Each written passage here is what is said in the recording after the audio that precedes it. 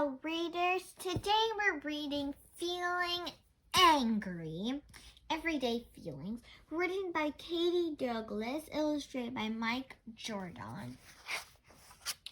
Feeling Angry.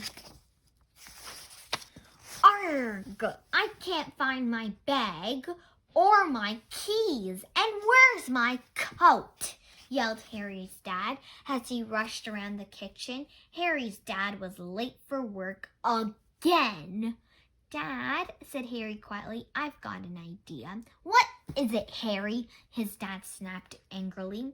You're always telling me not to rush. If you slow down, maybe that will help, suggested Harry. Right. Yes, I do say that, Dad said sheepishly. He stood still, let out a long sigh, and looked around. As he did so, he noticed his coat on the back of a chair. His bag was underneath his coat. Look, said Harry, your keys are here too. Harry's dad smiled. Thanks, Harry. It's hard to stay calm when you're in a rush, but now I really better get going. See you tonight. In the kitchen, Harry's sister Susie was asking for a cookie.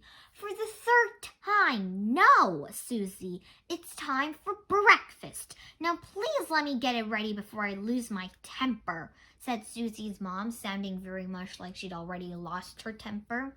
But I want a cookie now! Susie shrieked. Her face was bright red. She looked like a volcano that had just exploded.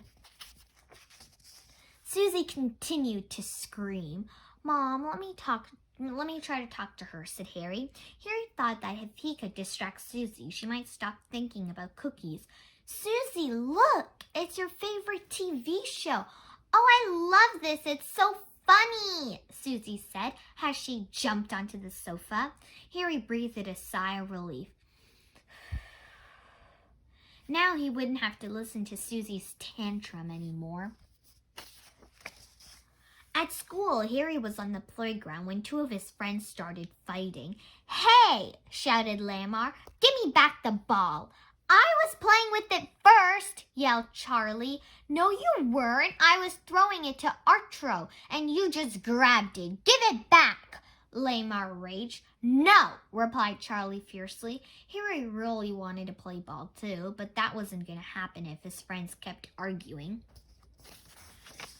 Hey, you two, Harry said. We don't have much time before class. I don't want to waste it fighting. Can we all play together? Can't we all play together?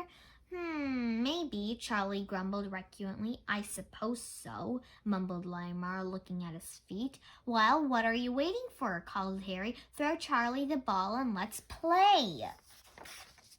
In class, Harry's friend Owen was struggling with some math problems. Owen was getting more and more frustrated. Harry could see him tensing his shoulders and clenching his fists. Finally, Owen snapped. He crumbled his bit of paper into a ball and threw it angrily on the floor. I can't do it, he ranted. Math is hard for me too, said Harry. My mom says when you're feeling angry, counting to 10 will help you feel better. Why don't you try that? Owen thought this sounded like more math, but he tried it anyway. 1, 2, 3, 4, 5, 6, 7, 8, 9, 10. By the time Owen got to 10, he felt a bit calmer. It worked, said Owen, surprised.